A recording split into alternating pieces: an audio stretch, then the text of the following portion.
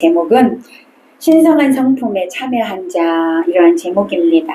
한번 따라서 해볼까요? 신성한 성품에 참여하는 자. 네, 신성한 성품, 신의 성품에 참여하는 자, 그런 뜻입니다. 사람은 원래 하나님의 형상대로 지음받아서 하나님과 교제하며 살도록 그렇게 창조되었습니다. 에덴 동산에 있었던 아담은 하나님과 동산에 거닐면서 하나님과 늘 교제하며 하나님과 대화하며 사랑하며 그렇게 살았어요. 그러던 어느 날 에덴 동산에 뱀이 찾아와서 아담과 하와를 유혹했죠. 그 유혹에 넘어가서 하나님이 먹지 말라고 했던 선악과를 먹음으로 그들 가운데 하나님의 교제가 이제 끊어지게 됐습니다. 죄가 찾아오므로 교제가 끊어졌고 결국엔 에덴 동산에서 쫓겨나게 되었고 인간에게 있던 하나님의 모습도 사라지게 되었습니다. 그래서 죄 가운데 살아갈 수밖에 없었는데 하나님께서 예수 그리스도를 이 땅에 보내주시면서 대속의 피를 흘려주셨고 우리의 죄를 용서하셨고 그래서 모든 사람이 그 예수를 믿으면 이제는 더 이상 죄 가운데 살지 아니하고 구원을 얻고 영생을 얻는 그런 축복을 우리에게 주셨습니다. 그로 인하여서 이제 예수를 믿는 자들은 다 신적 교제, 하나님과 교제할 수 있는 신의 성품에 참여할 수 있는 그런 특권을 주셨습니다. 그런 권세가 우리에게 주어졌다는 것이죠. 그것이 바로 구원이고 그것이 바로 영생의 복입니다. 그래서 신성한 성품에 참여할 수 있는 권세는 하나님 예수 그리스도를 믿는 자녀에게만 주시는 거예요. 아무에게나 주는 게 아니라는 것이죠. 오늘 예수 그리스도를 믿는 자녀들에게 그 은혜를 주셨어요. 그래서 시편 82편 6절에 보니까 내가 말하기를 너희는 신들이며 다 지존자의 아들들이라. 아멘. 너희가 뭐라고요? 신이래요, 신. 자, 여러분, 그러니까 우리가 신이다 이 말이에요. 하나님이 그렇게 말씀하셨단 말이에요. 왜 신이 됐냐? 신 대신 예수님의 생명이 우리 안에 와 있기 때문에 그렇다는 거죠. 요한복음 10장 35절에서도 보니까 하나님의 말씀을 받은 자들은 신이다. 예수님이 그렇게 말씀하셨어요. 신이라고 그렇게 말씀하고 있습니다. 그러기에 우리는 하나님의 말씀을 받은 자들로 우리는 신의 성품에 참여할 수 있는 신이고 지존자의 아들들임을 믿으시기를 바랍니다. 오늘 본문 3절에서도 보니까 그의 신기한 능력으로 생명과 경건에 속한 모든 것을 우리에게 주셨으니 이는 자기의 영광과 덕으로서 우리를 부르신 이를 알므로 말미암음이라. 이렇게 말씀하고 있죠. 하나님의 신기한 능력으로 말미암아 죄로 인하여 죽었던 우리 인간에게 생명과 경건에 이르는 그 축복을 아낌없이 부어주셨다는 겁니다. 생명이란 뭘까? 여기서 생명이란 죄와 멸망에서 벗어난 영생을 의미하는 겁니다. 경건은 또 뭘까요? 경건은요, 하나님을 신실하게 예배하고 따르는 생활의 방식, 삶의 방식을 말하는 겁니다. 그러므로 성도는 구원의 약속에만 머물러 있으면 안 됩니다. 구원에 나는 구원받았다 라고 믿고 그냥 머물러 있으면 안 되고 날마다 성결을 위해서 날마다 거룩을 위해서 영적으로 성숙된 단계로 나아가야 될 줄로 믿습니다. 그래서 오늘 본문에 보니까 믿음에서 시작해서 사랑으로 끝나는 8가지의 그런 신의 성품에 대해서 기록하고 있고요. 또한 우리가 그 신의 성품에 참여하는 자가 되기를 원한다라고 그렇게 말씀하고 있습니다. 빌립보서 2장 5절에 보니까 너희 안에 이 마음을 품으라 곧 그리스도 예수의 마음이라 그랬어요. 구원받은 자는 예수 그리스도의 마음을 품고 날마다 예수님을 닮아가야 될 줄로 믿습니다. 베드로 사도는 오늘 4절 보니까 4절 볼까요? 4절 읽어봅니다. 4절 시작. 이로써 그 보배롭고 지극히 큰 약속을 우리에게 주사 이 약속으로 말미암아 너희가 정욕 때문에 세상에서 썩어질 것을 피하여 신성한 성품에 참여하는 자가 되게 하려 하셨느니라. 아멘. 하나님의 신기한 능력으로 우리에게 믿음을 주셨는데 그 믿음을 주신 이유를 말씀하고 있어요. 왜 그 믿음을 우리에게 주셨냐? 우리로 하여금 신성한 성품에 참여하는 자가 되게 하기 위해요. 신의 성품에 참여하는 자가 되게 하기 위해요. 신과 함께 하기 위하여. 신에 이르게 하기 위해요. 아멘. 그러기 위해서 우리에게 믿음을 주셨다라고 오늘 4절에서 말씀하고 있습니다. 우리에게 그 보배로운 믿음을 신기한 능력으로 주셨어요. 근데 왜 믿음을 보배로운 믿음이라고 했을까? 이 믿음이 영원한 죄와 허물로 죽은 우리를 다시 살리기 때문에 그렇습니다. 다시 살릴 수 있는 능력이 있어요. 믿음에. 죄악 세상이요 어두운 세상에서 생명을 살릴 수 있는 능력이 있기 때문에 보배로운 믿음이다. 보배로운 믿음이다 라고 말씀하고 있습니다. 이 믿음은요 그래서 여러 가지 역사들을 이루게 됩니다. 영혼의 구원을 받게 하고요. 하나님을 기쁘시게 하고요. 모든 일에 하나님의 영광을 위해서 살게 합니다. 할렐루야. 또한 이 믿음이 세상을 이깁니다. 온갖 능력을 갖게 합니다. 기적을 일으킵니다. 믿음의 역사들입니다. 아멘. 우리는 이렇게 보배로운 믿음을 하나님께로 받은 자들이에요. 여러분 받으셨습니까? 이미 우리에게 주셨습니다. 우리는 그 믿음을 받은 자들이라는 것이죠. 그러므로 그 믿음을 받았기 때문에 이제는 신성한 성품에, 신의 성품에 참여하는 자가 되시기를 바랍니다. 그래서 오늘 베드로 사도는 본문에서 우리에게 그리스도인의 덕목 8가지를 기록하고 있습니다. 그래서 그것을 가지고 신의 성품에 참여하게 된다라고 말씀하고 있어요. 자, 오늘 8가지를 보려고 합니다. 첫 번째 보니까요. 믿음과 덕과 또 지식이다. 이렇게 말씀하죠. 5절 다시 한번 읽어보겠습니다. 5절 시작. 그러므로 너희가 너희 힘써 너희 믿음의 덕의 지식을 그렇죠? 자, 믿음으로부터 그 다음에 덕으로부터 지식. 자, 8가지 덕목은요, 첫 번째 뭐로 시작합니까? 믿음으로 시작합니다. 믿음. 성도의 영적 성숙은 믿음에서 출발합니다. 믿음 없이는 아무것도 이루어갈 수가 없다라는 사실이죠. 일반 사람들은요, 이 세상을 살 때 윤리, 도덕, 그렇죠? 윤리, 그런 교범으로 기초로 해서 생활을 합니다. 그러나 우리 신앙인은요, 믿음을 기초로 해서 살아야 합니다. 믿음이 기초가 되지 않는 선행, 믿음이 기초가 되지 않는 의, 믿음의 기초가 되지 않는 그 어떤 것도 여러분 아무 의미가 없다라는 것입니다. 히브리서 11장 6절에 보니까 믿음이 없으면 하나님을 기쁘시게 할 수 없대요. 믿음 없으면 아무것도 할 수 없어요. 우리는요. 우리 신앙생활은 그렇습니다. 그래서 믿음의 기초가 된 후에 그 후에 거기에다가 이제 덕을 지식을 이렇게 쌓으라 이 말입니다. 여러분 믿음 있으십니까? 그렇다면 믿음 위에 덕을 쌓으시기를 바랍니다. 덕이 있어야 된다는 거죠. 신앙생활이 믿음으로 끝나버리면 안 돼요. 나 예수 믿어. 나는 믿으니까 천국 가. 거기서 끝나버리면 안 된다는 거죠. 믿음이 있다며 믿음으로 시작하여 이제 하나님의 성품으로 나아가야 될 줄로 믿습니다. 그것이 오늘 보니까 덕이라고 말씀하세요. 덕. 하나님을 향한 믿음은 타인을 향한 덕으로 이어져야 된다 이 말이에요. 덕. 덕. 자, 여기서 말하는 덕이라는 것은요, 아주 높은 도덕적인 기준을 보여주는 행동이다. 이렇게 돼 있더라고요. 높은 기준, 도덕적인 기준. 그것을 행하는 행동. 그것을 덕이라고 말하고 있더라고요. 이 덕은 거룩하신 하나님의 속성이기도 합니다. 오늘날 교회 안에 덕스러운 사람이 많지 않아요. 왜 많지 않을까?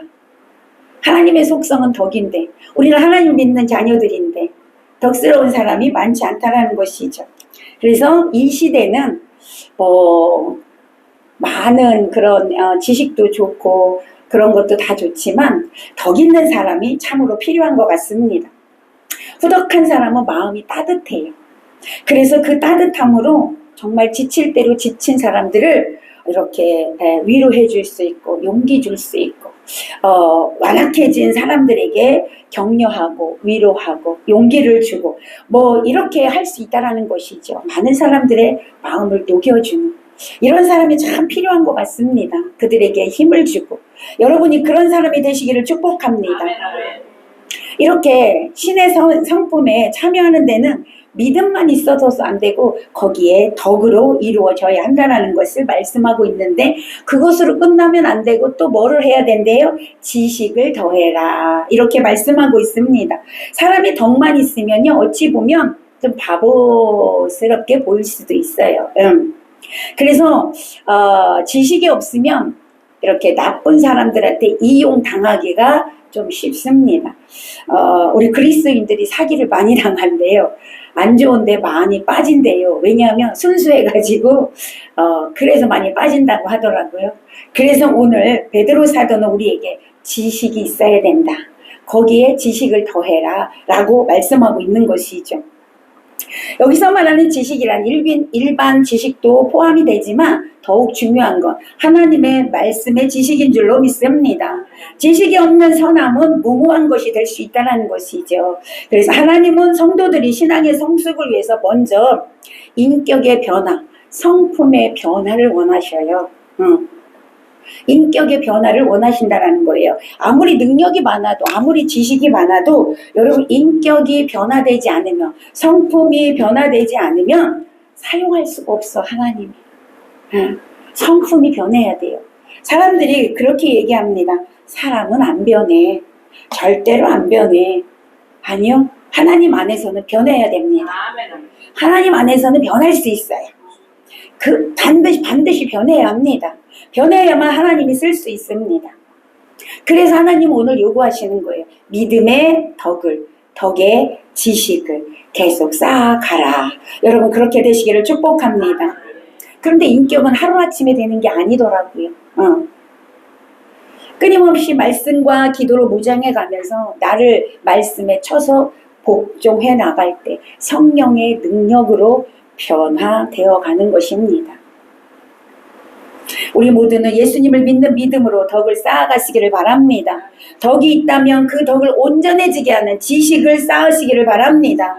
그 과정을 통해서 우리는 조금씩 변화되어 가고 하나님의 성품에 참여하는 자가 될 줄로 믿습니다. 아멘. 자, 두 번째는 절제, 그리고 인내, 경건이다, 이렇게 말씀하고 있습니다. 6절을 보겠습니다. 6절 시작. 지식의 절제, 인내의 경건을. 자, 베드로 사도는요, 지식의 절제의 인내를, 인내의 경건을 더하라고 말씀하고 있습니다. 사람이 지식만 있으면 내가 아는 만큼 뭐 하고 싶어요? 자랑하고 싶어. 나서고 싶어. 내가 제일 많이 알아. 내 것이 맞아.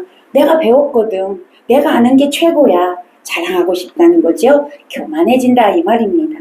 그래서 지식이 있는 자는 뭐 하래요? 절제해야 된대요. 거기다 절제를 더하라. 자, 절제는 뭐예요? 통제를 말하는 거예요. 통제. 절제는요, 우리의 성정을 다스리는 능력입니다. 사람이 지식이 많으면 교만해지기 쉬워서 패망의 선봉이 되기 쉽습니다. 하나님 교만한 자를 절대 그냥 두지 않습니다. 그래서 많이 배웠거나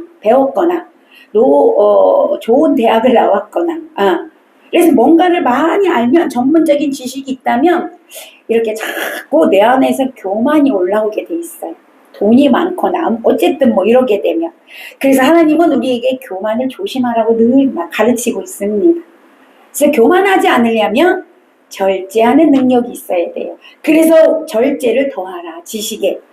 아니, 지식뿐만이 아니야. 모든 것에 여러분 절제할 줄 알아야 돼요.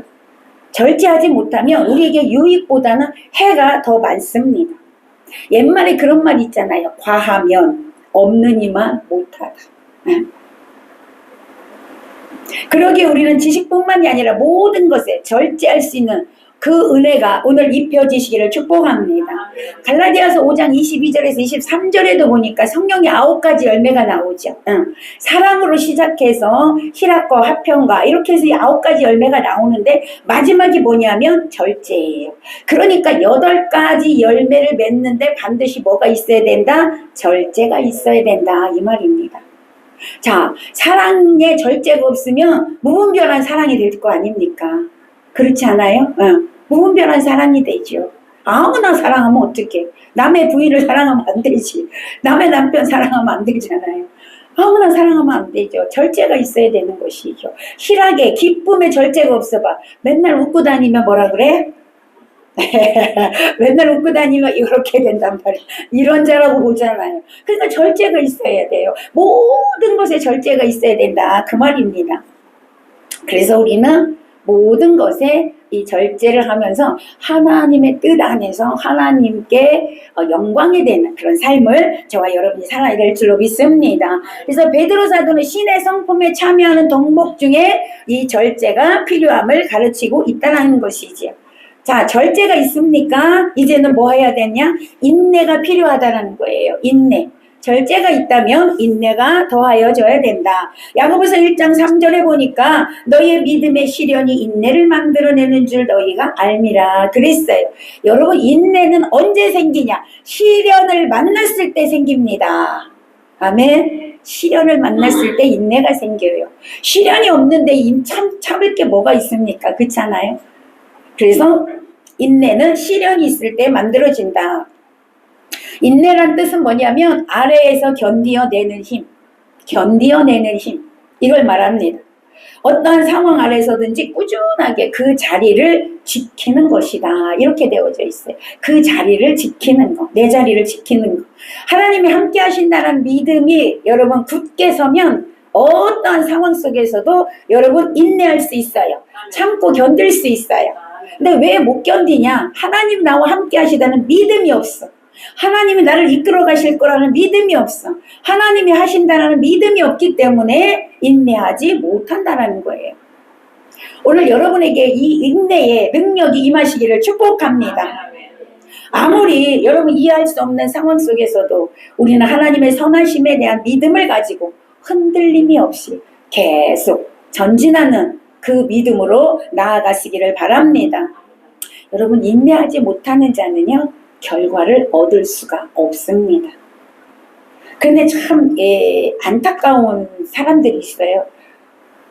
지금까지 인내했는데 요것만 인내하면 돼. 요만큼만 이제 인내하면 되는데 여기서 그냥 주저앉는 사람이 있어. 결과가 여기 다 보이고 있는데 앞에 간 사람은 결과가 보이거든요. 여러분, 산을 높이 올라가면 올라갈수록 다 보이죠. 그러니까 중간에서 보는 거와 높이 올라가서 보는 거랑 보이는 게 틀리죠.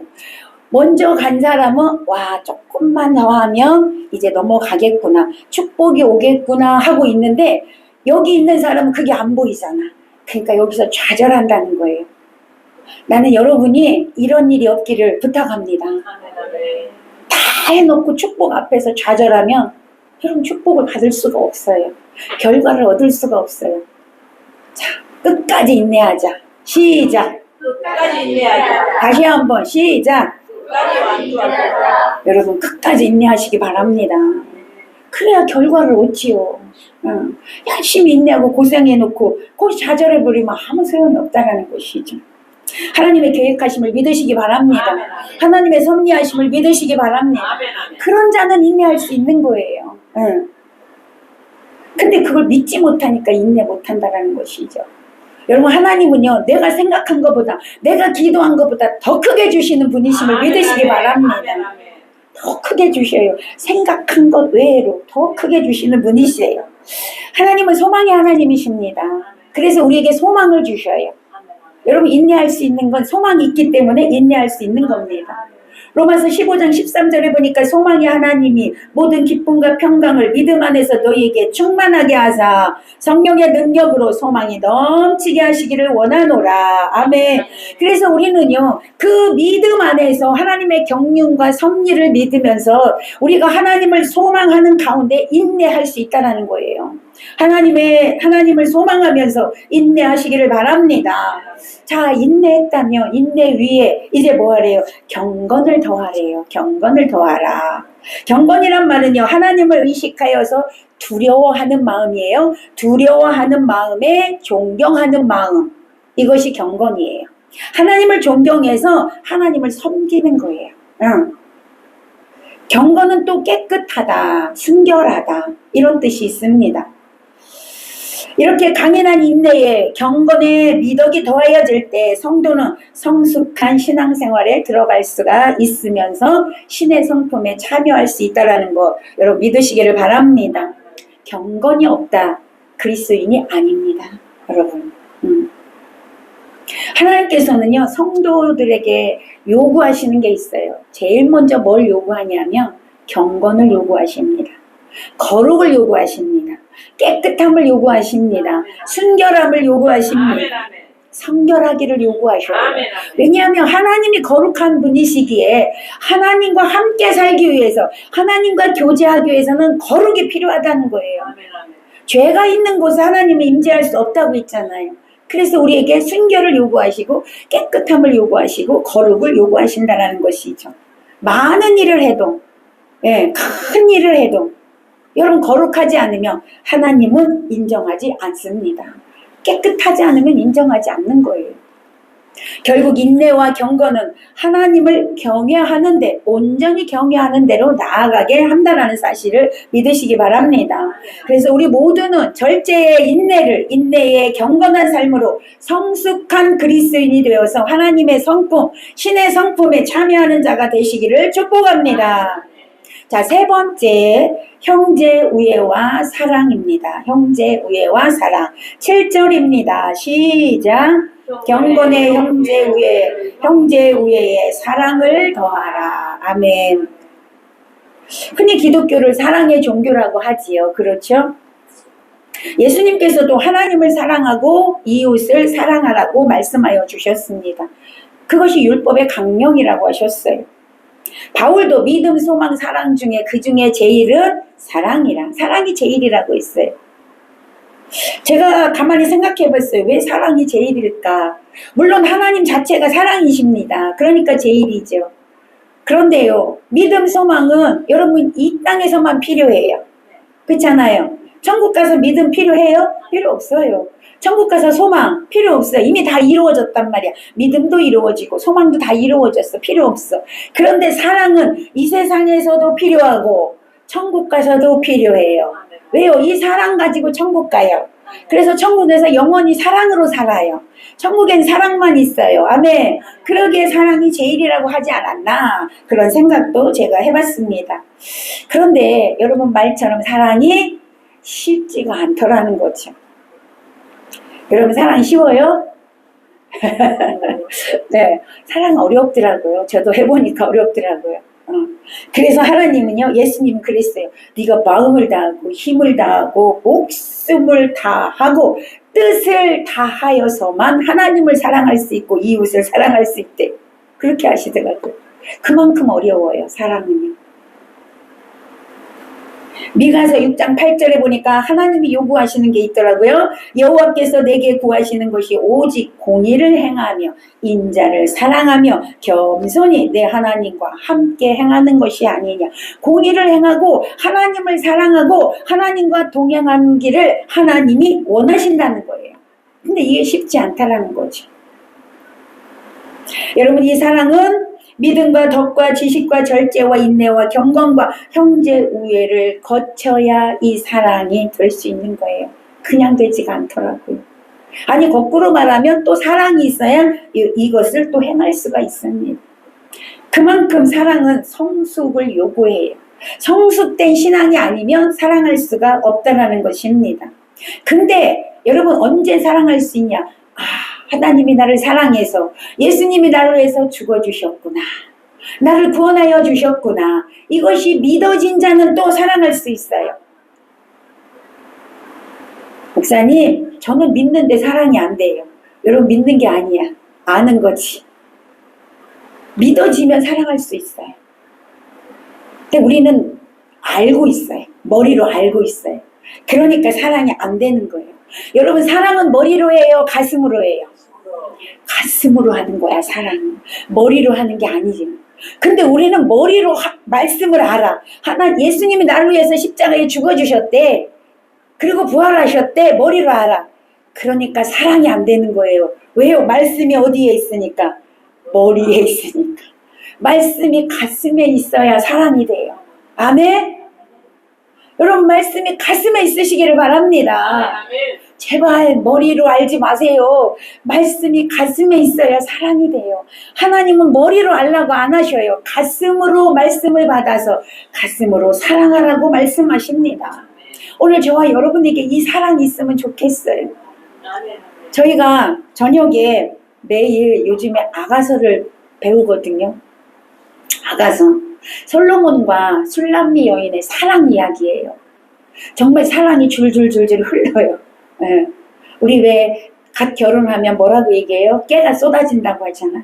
둘이 깨가 쏟아져. 담을 수 없을 만큼 쏟아지더라고요. 얼마나 사랑하는지 몰라. 술람미 여인은 우리를 상징하고 우리를 의미하고 여러분을 의미하고 솔로몬은 예수님을 의미해요. 여러분이 아가서를 좀 이렇게 참 공부하면 참 좋겠다. 많이 안 나오셔서 많이 아쉬운 마음으로 하고 있는데 정말 사랑이 깊어요. 이런 사랑을 해야 되는구나. 우리 예수님과. 그러려면 어떻게 해요? 마음이 동해져야 돼. 아멘? 마음이 동해져야 돼. 그래야 사랑을 할 수 있어요. 예수님은 우리에게 원수까지 사랑하래요. 근데 그게 되냐고요. 마음이 동하여지지 않으면 원수까지 사랑할 수 있는 그 사랑이 우리에게는 없다는 거죠. 없습니다.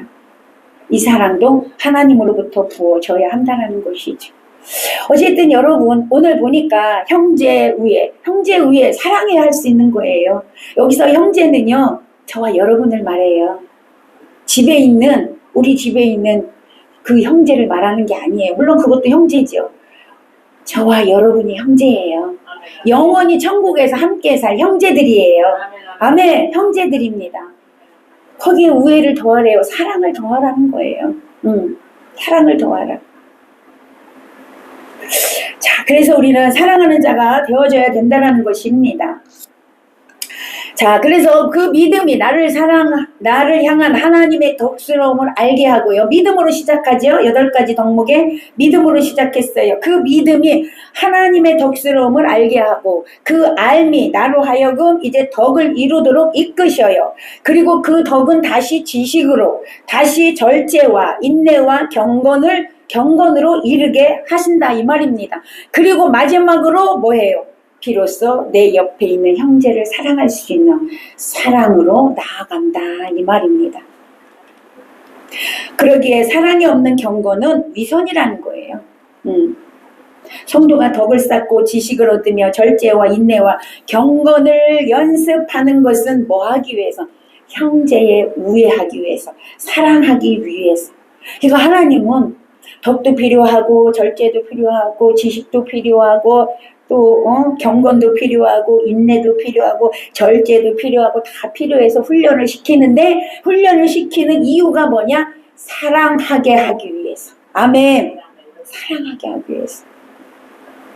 그래서 옆 사람을 사랑해야 돼요. 아멘. 사랑해야 돼요. 이 사랑이 되지 않으면 하나님 앞에 인정받을 수가 없다라는 거예요. 오늘 베드로 사도는요. 그래서 사랑하라고 마지막으로 사랑을 이렇게 꼽고 있는 것입니다.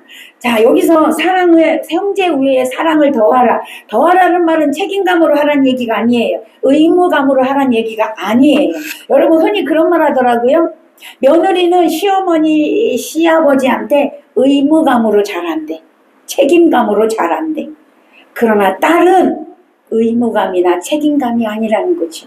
마음의 사랑으로 한다 이거예요. 부모님한테. 여러분 그렇지 않습니까? 흔히들 그렇잖아요. 물론 며느리도 사랑으로 하는 사람 많지만 대부분 그렇다는 거예요. 책임감으로 한다는 거지. 자, 오늘 여러분이 책임감, 의무감으로 하는 사랑이 아니라 여러분 그리스도의 사랑으로 진짜 사랑을 하시기를 바랍니다. 하나님이 요구하는 건 그거예요. 진짜 사랑. 진짜 사랑. 그런데 이것은 내 힘으로 안 돼요, 여러분. 여러분 많이 해보셨잖아. 많이 노력해 보셨잖아. 사랑해 보려고. 그치요? 근데 안 된다는 거죠. 성령의 능력으로만 가능합니다. 성령의 능력으로만 여러분 그리스도의 사랑으로만 할 수 있다는 것입니다. 오늘 4절에서 그랬잖아요. 성령의 능력으로 그랬잖아요. 그죠? 4절에서 그랬나요? 3절에서 신기한 능력으로. 이게 뭐예요? 성령의 능력으로 이 말이에요. 3절에서. 여러분에게 그 성령의 능력으로 우리에게 생명 주시고 경건 주시고 사랑을 주실 때 여러분이 그런 삶을 살아갈 수 있다는 거예요. 자, 십자가의 도가 뭐예요? 십자가 사랑이에요. 위로 하나님 사랑, 옆으로 이웃 사랑입니다. 그럼 우리는 이걸 이루어내야 돼요. 예수님이 그걸 본으로 보여주셨어요. 예수님이 그걸 행하여 주셨어요. 우리 보고 그렇게 살라고 말씀하고 있습니다. 십자가의 도가 우리 가운데 이루어지기 위해서 성령의 역사가 있어야만 한다 이 말이에요. 성령의 능력이 부어져야 한다 이 말입니다. 오늘 저와 여러분의 성령의 능력으로 성령의 충만함 받아 성령의 이끄시는 대로 하나님 사랑하고 이웃을 사랑하는 저와 여러분 되시기를 바랍니다. 요한복음 13장 35절에 보니까 너희가 서로 사랑하면 이로써 모든 사람이 너희가 내 제자인 줄 알리라. 사랑할 때 하나님 자녀인 줄 안돼요. 사랑할 때 예수님의 제자인 줄 안돼요. 아멘. 우리가 형제를 사랑하면 하나님께서는 우리가 하나님을 사랑하는 것으로 인정하신대요. 아니 네가 보이지 않는 하나님을 어떻게 사랑하냐? 보이는 형제도 사랑하지 못하면서. 그렇지 않습니까? 보이는 부모를 사랑하지 못하면서 어떻게 하나님을 사랑할 수 있어? 이 말이에요. 하나님 그렇게 말씀하시더라고요. 여러분, 사랑이 없는 믿음, 잘못된 믿음이 될 수 있어요. 하나님이 인정하는 믿음이 안 된다는 거예요. 우리가 형제를 사랑하면 하나님께서는 우리가 하나님을 사랑한 것으로 인정하신대요. 우리는 말로는 늘 하나님을 사랑한다고 해요. 믿음이 있다라고 고백합니다. 그러나 그 믿음의 행위가 따라오지 않는다는 거죠. 사랑의 행위가 따라오지 않는다는 것이죠. 저를 비롯해서 오늘 여러분 진짜 사랑하는 자가 되시기를 바랍니다.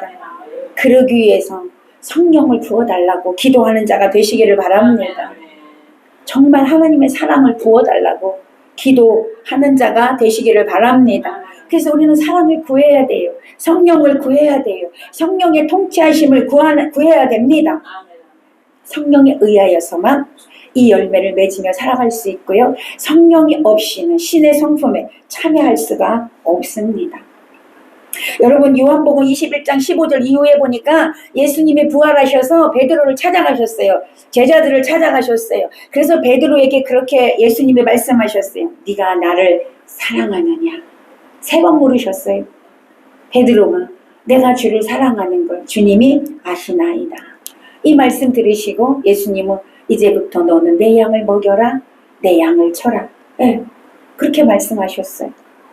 여러분, 주님을 사랑하는 그 마음으로 형제를 사랑하라는 거예요. 주님을 사랑하는 마음으로. 우리는 주님은 사랑해. 근데 형제를 사랑하지 않아. 예수님은 네가 나를 사랑하는 것으로 형제를 사랑해라. 이렇게 말씀하고 있습니다. 여러분, 베드로는 그래서 그 이후에 주님을 위하여서 목숨 걸고 여러분 형제 사랑하는 일에 헌신했습니다. 복음 전하는 일에 헌신했습니다. 우리들도 주님을 사랑하는 마음으로 형제를 사랑하는 자가 되시기를 바랍니다. 형제를 사랑하는 일에 기꺼이 수고를 감당하는 자가 되시기를 바랍니다. 말씀을 맺겠습니다. 사람마다 다 추구하는 것이 있어요. 무엇을 추구하느냐에 따라서 그 사람의 인격이 달라집니다. 물질을 추구하는 사람은 물질의 노예가 됩니다. 동물적인 본능을 추구하는 사람은 동물처럼 삽니다. 짐승처럼 살게 돼요. 그러나 여러분, 하나님의 성품을 추구하는 자는 하나님을 닮아가게 되어 있습니다. 그래서 베드로 사도는 성도로 하여금 신성한 성품에 참여하는 자가 되라고 말씀하고 있습니다. 4절에서 너희로 정욕을 인하여 세상에서 썩어질 것을 피하여 신성한 성품에 참여하는 자가 되게 하려 하셨느니라. 신성한 성품에 참여하게 하기 위해서 보배로운 믿음을 주셨다고 아까도 말씀을 드렸습니다. 세상의 정욕, 세상에 썩어질 것을 피하고 거기서 떠나서 이제는 신의 성품에 참여하는 자가 되라. 여러분, 성경에 말씀하시는 신령한 복이란 신의 성품에 참여하는 걸 말합니다. 우리는 이미 예수 그리스도를 통하여 신의 성품에 참여할 수 있는 특권을 받은 자임을 믿으시기 바랍니다. 그렇다면 그 특권을 사용해야죠. 하나님이 주신 특권, 신의 성품에 참여할 수 있는 특권을 우리는 받았기 때문에 이제는 우리 모두가 말씀과 기도로 거룩하여져서 신의 성품에 참여하는 자가 되시기를 바랍니다. 성령의 인도함을 받아 하나님의 뜻대로 사는 저와 여러분이 되어서 날마다 주님과 교제하며 사랑하며 동행하며 살아가는 복된 자녀들이 되시기를 예수님의 이름으로 간절히 축원합니다. 축원합니다. 아멘.